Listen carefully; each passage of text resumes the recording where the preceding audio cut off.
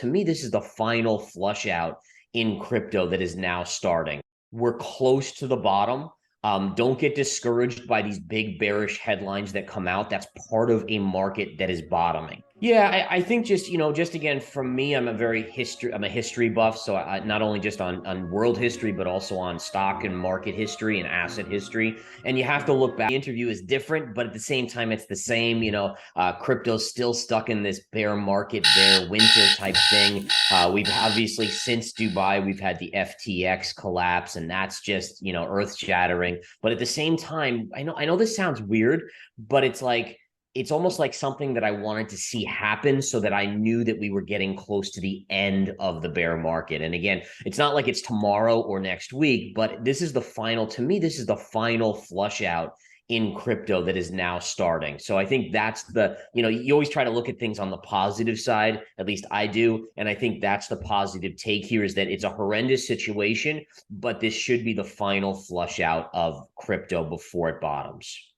So I did have no idea that FTX was going to be the situation that it was. But what you find out is in bear markets, it's essentially the tide goes out, or essentially the money stops, it dries up for all of these cryptos. And you see who's wearing a bathing suit when that tide goes out, right? So, who's being shady, that's revealed, and then who's being legitimate that survives, and they're going to be the ones that thrive in the new bull market. So I think that's the key, is that this happens. I mean, you could go back to 2008, Lehman Brothers. I mean, Lehman made some very poor bets, and it filed for bankruptcy. It was kind of an earth-shattering event back in 2008. The markets took about 6 months from there to bottom, so that kind of gauges me where I'm saying, okay, I think with 5 or 6 months out from the FTX collapse, you likely reach a bottom in crypto. Now, whether that's 12,000 or 9,000, I'm a little shaky on that, but I do think that's the key. And then if we go back to like the .com collapse, interestingly enough, you had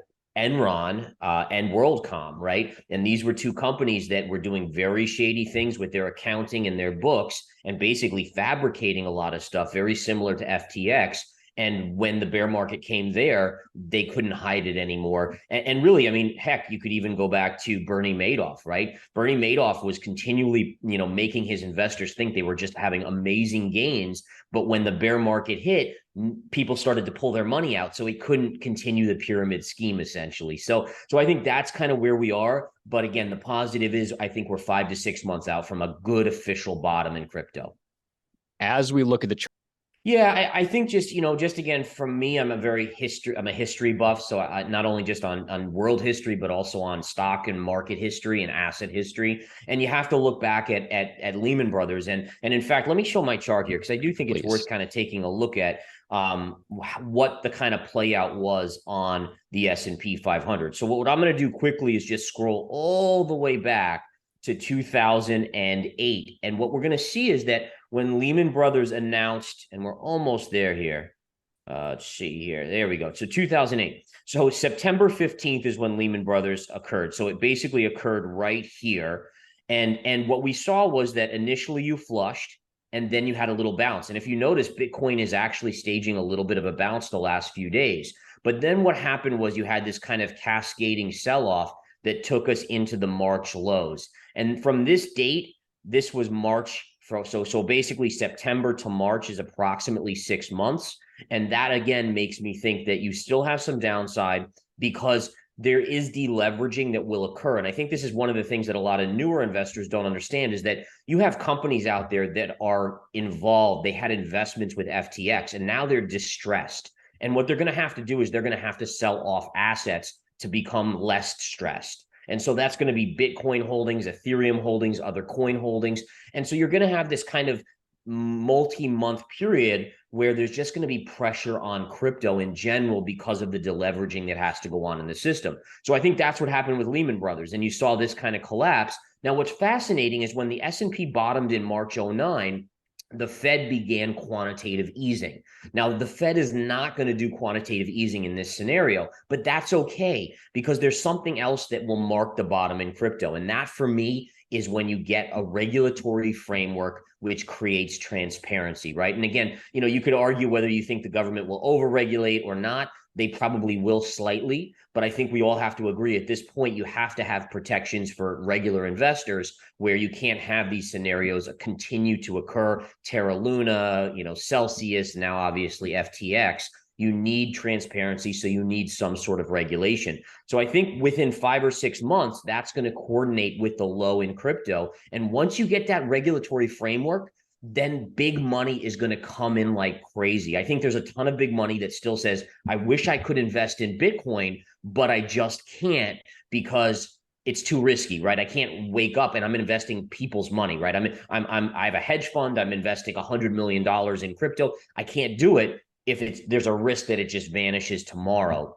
Once you get regulation and transparency, you will see that money come in. And the other thing to point out on that chart of the S&P 500, not only was it a 6-month time frame, but there was essentially a drop in the S&P of about 45% from the Lehman Brothers breaking collapse story. And so what that does to me is I looked at it and I said, okay, from FTX, what would be a 45% drop in Bitcoin? And it's basically around 10,000 to 9,000. So that gives me a basis to where I think we could see that ultimate low. Doesn't mean it's going to happen, but for me, it's all about looking at history and kind of matching things up. Wow. So you kind of just said 9, 10, 11K. That, I mean, you've been saying that for months now, but the FTX collapse just solidifies it. Could you take us to the Bitcoin charts and essentially show us on chart what you're saying? Yeah, absolutely. All right. So let's take a look here and let me show my charts again. And so essentially what we have here is you can see that this was the start of your FTX collapse. We kind of chopped here. We started to break down. You held this low, which short term is a positive, and we've bounced up. The one little, and this is very short-term analysis right now. We'll get into the longer term. What you can see is you're basically just back to this kind of down sloping trend line. So this is your short-term resistance. Now, if we get rid of that line and we go to a larger time frame, what I've been saying is, all right, so 5 to 6 months out, bottom on Bitcoin, and then ultimately 45% lower. Well, where does that put us? Well, let's take a look here and see if there's some other technical factors that match for that level. And what you could see is if you go back to 2017, before the run up, the bull market run in late 2017, and you put a trend line here, then connect it through the bear market lows of 2018 and 19, the trend line perfectly matches the COVID lows. And look at where we are. We're basically getting back to about 8,000. Now, you might say, well, 8,000 is lower than Gareth's 9,000 low pivot. But if you look, this is an upsloping trend line. So in about 6 months, this should be approaching that 9,000-ish level or so. And this trend line would basically be a retrace to the long-term trend line of Bitcoin going back to really before the 2017 cycle. So this gives us another technical reason why you could easily see a chart pullback in Bitcoin down to that level to form that bottom. There's another one little thing here on the charts. Take this high, connect it through these highs right here, and look at that trend line. It also comes right there to that same level. So for me, it's and again, I think it's Austin. It's one of the important things to really understand is that for me, I'm a trader for 20 years. Bitcoin may not get down to 9,000, and I fully understand that. But for me, in my risk assessment, how I kind of allocate money, I have to be prepared for it to go down that low. So what have I done? Well, I've basically started to accumulate a HODL position on Bitcoin. I put 100K in Bitcoin already in this general vicinity. And what I've decided to do is every 3,000 down, I'll just put another 100K in. And I'm just going to be very robotic about that so that if Bitcoin, let's say Bitcoin only goes to 12,000, at least I have some exposure if it starts to rip higher. If it goes down to 9,000, or let's say, hopefully not, but 6,000, I'll just continue to dollar cost average in. And I think that's the way that I want most investors to think about it, because it's too hard, even for me, to pick an exact bottom. I mean, that's like a 1 in a million thing. Like, yes, I called the top at 69,000, but in all fairness, I was calling it at around 65. So I wasn't exactly dead on. But again, that's that same sort of thing that you get close, you might not get exact. Do great work. But I would just say this is that we're close to the bottom.